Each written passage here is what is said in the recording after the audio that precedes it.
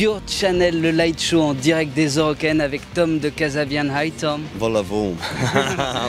Thank you for being here with us. No problem. Thank you for having me. This is nice, isn't it? You like a king in the woods. King, maybe a prince. Not quite a king. Not yet, not yet.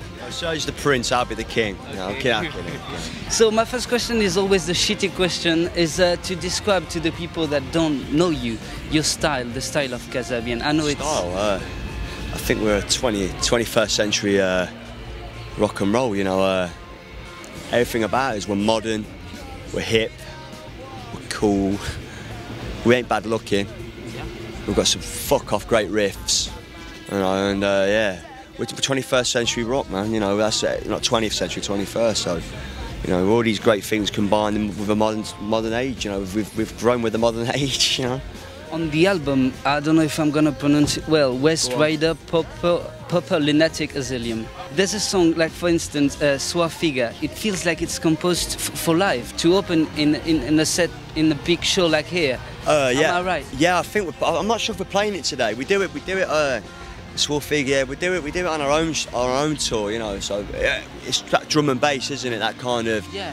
I don't know, it kind of reminds me of something Radiohead would do on an album, you know. And it's also like a train starting, you can't stop, you know. Yeah, man, choo-choo train. Yeah. So did you feel you were composing for live when you composed that record? No, I don't think we're not trying to look at it like that. Excuse me. I don't think anyone can, you know, the outcome. But we have to rehearse it and, you know, try and duplicate what we've done on the record live, you know, so if it works, it works, if it doesn't, we don't play it, you know. Because you record it live all together? Yeah, I mean, we kind of go and we strip it, you know, we look what we've got to do and, you know, and then we kind of record it live. It takes a certain amount of time, but we never really think about what it's going to sound like live. We have to think about that after we've made a mistake. You know, if we fuck up, we fuck up. You know, if we can't do it, we can't do it. You know, it's one of those things. So. There's also very acoustic songs. I was surprised when the record goes on. You mean the thickest fees and you know, stuff like that? Yeah, exactly that one, and the one that goes after. I don't know if I was in the right order, but West Rider, Silver Bullet is also an introduction. Yeah, it's a nice song. Is it composed by a different people, or is it? Is it the same way of writing the song?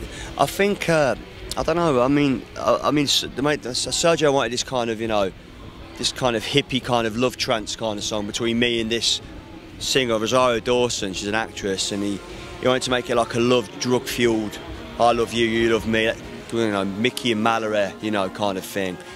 And it would be like the best Bond theme ever. You know, it'd be the best Bond theme ever if they were going to use it. You know, that's what I believe anyway.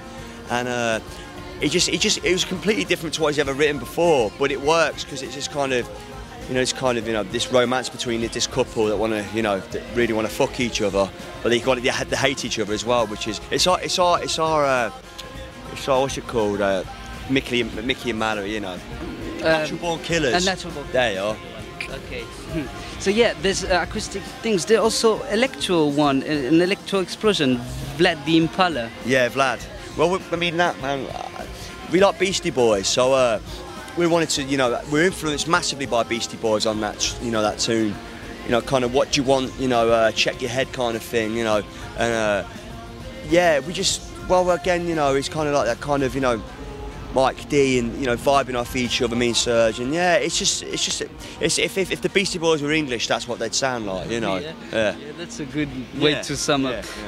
Yeah. And then you go back to that very train rock and roll thing. I was speaking to Anton Newcomb of Brian Johnston Massacre, and he was saying that energy is very easy to, not easy, but it's cool to do it while rehearsing, but when we get in studio, it's very hard to find back that sound, big sound. I think you save yourself for the studio because, you know, you're writing a diary, you know what I mean? You're putting something down, you're writing a book, but when, you know, it's like, you know, if you go out and play live, you got to let yourself loose, you know. You got to let all your body and just go with it. And it doesn't matter what, you know, people think of you, or how you look, or how you portray yourself. It's about the live thing. But when you're in the studio, you know, you're writing a diary or you're writing a book. You know, it's a piece of art. So it's two different things. But it's like a blowjob and intercourse. You know, it's two different things. Last question. Yeah, he knows it. He knows it for sure. It's not. Yeah. What's the next step for Kasabian? It's my last question. We're going to make a 4th album at the end of the year, and you know we'll just see where it takes us. You know, who knows? But you know, we've had a mad few years. It's been good, but we're not going anywhere yet. We're not going to disappear, and we've got many more good years ahead of us. You know, and we'll have babies, and well, I'm not having a baby, but everyone's having babies and shit. You know, people are being serious. You know, so that's life, isn't it? Thank you very much, Tom, for being on your channel. Thank you. Go buy the record. I'm going to try it again. West Ride, the Proper Lunatic Asylum. Thank you very much. Thanks, man. Cheers. Bye. Thank you.